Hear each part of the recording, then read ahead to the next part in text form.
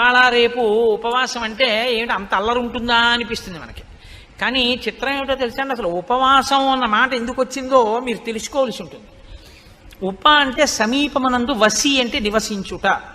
ఉపవాసము అనేటటువంటిది ఎప్పుడు పడితే అప్పుడు చెయ్యమని శాస్త్రం చెప్పలేదు. ఇది మీరు బాగా గమనించాలి. మొదట ఉపవాసము అన్నది ఎందుకు వచ్చిందో తెలుసా అండి, బాధను గుర్తెరుగుట కొరకు.